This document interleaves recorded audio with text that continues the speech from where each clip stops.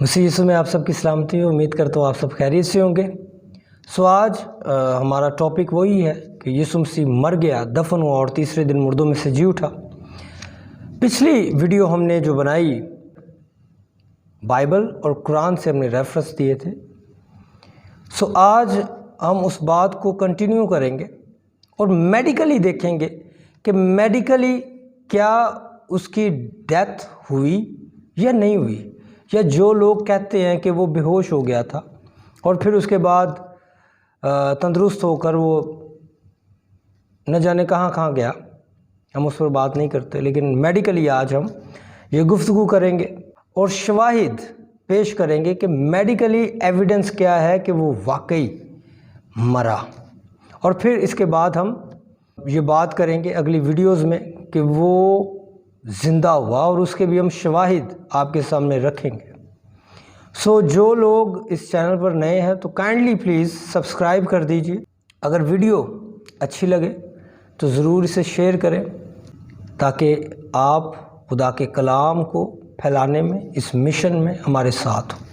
باغ گتسمنی میں ہم جانتے ہیں, ہمیں یاد ہے کہ اس نے بڑی دل سوزی کے ساتھ دعا کی اور اس نے یہ بھی دعا کی کہ اے باپ ہو سکے تو یہ پیالہ مجھ سے ٹل جائے. یہاں پر وہ ذہنی دباؤ کا شکار تھا کیونکہ وہ اس دن کو یاد کر رہا تھا, آنے والے دن کو یاد کر رہا تھا, اس دردناک, اس اذیت ناک دن کو یاد کر رہا تھا کہ میرے ساتھ کیا ہونے والا ہے. اور اس اثناء میں وہ ڈپریشن کا شکار ہو گیا اور ڈپریشن کی انتہا تک پہنچ گیا, اور لاسٹ سٹیج تک جب وہ پہنچا تو اس کا پسینہ خون بن کر ٹپکنے لگا. اسے میڈیکلی ہیماٹیڈروسس کہتے ہیں, اور یہ ایسی حالت ہے جس میں انسان نفسیاتی اور ذہنی دباؤ کا شکار ہوتا ہے. ہیماٹیڈروسس میں بدن ایسے کیمیکل چھوڑتا ہے کہ جہاں پسینہ بن رہا ہوتا ہے اور ان سپاٹ سے, ہمارے یہ جو سپاٹس ہیں جن میں سے پسینہ نکلتا ہے, یہاں پر باریک باریک شریانیں ہیں, نسیں ہوتی ہیں, اور وہ گیسز, وہ کیمیکل کیا کرتا ہے, وہ ان شریانوں کو تباہ کر دیتا ہے, پھاڑنا شروع کر دیتا ہے کہ وہ خون پسینے کے ساتھ مل کر باہر ٹپکنا شروع ہو جاتا ہے. اور اس کے بعد کیا ہوتا ہے کہ سکن, جلد اتنی نازک ہو جاتی ہے, اتنی حساس ہو جاتی ہے کہ ذرا سی بھی چوٹ لگنے سے انسان کو انتہا کی درد ہوتی ہے, انتہا کی تکلیف محسوس ہوتی ہے. اور آپ جانتے ہیں دوسرے دن اس کے ساتھ کیا ہوا, دوسرے دن اسے کوڑے لگائے گئے, اور یہ رومی کوڑا تھا جس کے آگے دھاتو کے, کسی میٹل کے گولے بنے ہوتے, اور پھر کیا ہوتا جب یہ گولے انسانی جسم پر پڑتے تو جسم کی دھجیاں اڑا کر رکھ دیتے, اور ساتھ میں نکیلی ہڈیاں لگی ہوتی.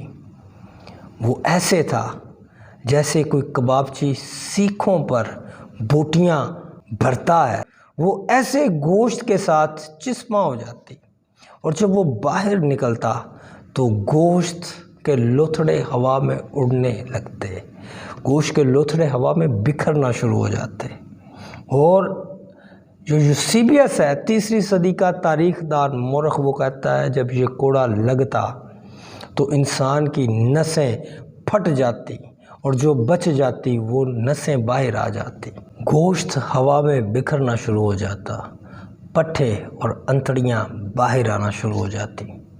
یہ کرب کی حالت, اور یہ تاریخ دان تھا. اسے کیا پڑی تھی جھوٹ بولنے کی, جھوٹ لکھنے کی. اس حالت میں انسان ایک کیفیت میں چلا جاتا ہے, ایک شوق میں چلا جاتا ہے, اور اسے میڈیکلی لینگویج میں کہتے ہیں ہائپولوویمک. ہائپولوویمک ایسی حالت ہے, ایسا شوق ہے کہ اس میں انسانی بدن میں 4 تبدیلیاں رونما ہوتی ہیں. پہلا کہ دل کی دھڑکن تیز ہونا شروع ہو جاتی ہے, دوسرا خون کا دباؤ کم ہونا شروع ہو جاتا ہے جس سے انسان اپنے قدموں پر کھڑا نہیں رہ پاتا, جس سے وہ لڑکھڑانا شروع ہو جاتا ہے, انسان گرنا شروع ہو جاتا ہے, وہ اپنے پاؤں پر، اپنے قدموں پر کھڑا نہیں ہو سکتا، اور یہ حالت یسوع مسیح کی تھی۔ جب اس نے صلیب اٹھائی تو کیا ہوا؟ وہ بار بار گرتا، اور پھر رومی فوجیوں کو شمعون کرینی کو پکڑنا پڑا، اسے حکم دیا کہ اس کی صلیب تو کلوری پر لے کر جا۔ اور پھر تیسری حالت کے جسم کی نمی کو برقرار رکھنے کے لیے، جسم کے لکوڈ کو برقرار رکھنے کے لیے گردے اپنا کام کرنا چھوڑ دیتے ہیں، وہ یورین بنانا بند کر دیتے ہیں۔ اور پھر چوتھی کہ اس حالت میں، اس شوق میں انسان کو شدید پیاس لگتی ہے، اور یسوع مسیح نے صلیب پر اس تکلیف کا اظہار کیا کہ میں پیاسا ہوں۔ ایک سائنسدان ہے پروفیسر ڈاکٹر الیگزینڈر میتھرل، وہ کہتا ہے کہ یسوع مسیح نے جتنا دکھ سہا یہ قطعی ممکن نہیں کہ وہ زندہ بچ جاتا، ہونا تو یہ چاہیے تھا کہ اس کی موت صلیب سے پہلے ہو جاتی۔ اتنا دکھ، اتنی تکلیف، اتنی اذیت سہ کر انسان بچ نہیں سکتا، صرف بے ہوش نہیں ہو سکتا، اور یہ میڈیکلی پروون ہے، میڈیکلی اس بات کو پروف کیا گیا۔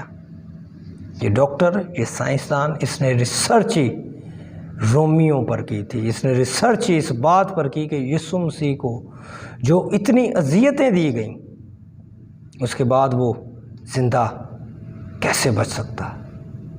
ہم مزید شواہد کو اکٹھا کریں گے، ہم مزید شواہد کو بیان کرنے کی کوشش کریں گے، اور ایک بار پھر آپ سے التماس ہے، جو لوگ نئے آتے ہیں کائنڈلی چینل کو سبسکرائب کریں، ویڈیو اچھی لگے تو اسے لائک کریں اور شیئر کریں تاکہ خدا کا کلام زیادہ سے زیادہ ہم لوگوں تک پہنچانے والے ہو سکے۔ بہت شکریہ، خداوند آپ سب کو بہت زیادہ برکت دے، آمین۔